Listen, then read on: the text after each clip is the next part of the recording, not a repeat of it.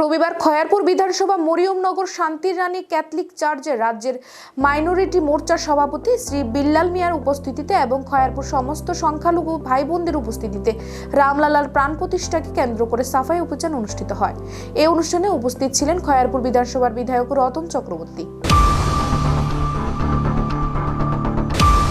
উৎকর্ষ এবং চরম উন্নতি, সেই দিকেই আজকে ভারতবর্ষ দ্রুত বেগে চলছে।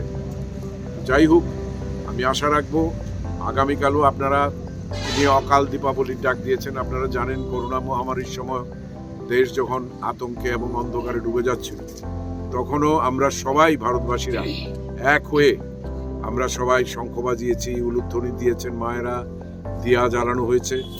আগামীকাল সকালেও বিভিন্ন জায়গায় আজকে পূজা হবে, পাঠ হবে, যজ্ঞ হবে। আপনারা সবাই এতে অংশগ্রহণ করবেন এবং সন্ধ্যাবেলা সবাই যার যার বাড়িতে অন্তত কমপক্ষে 5টা প্রদীপ আপনারা প্রজ্বলন করবেন।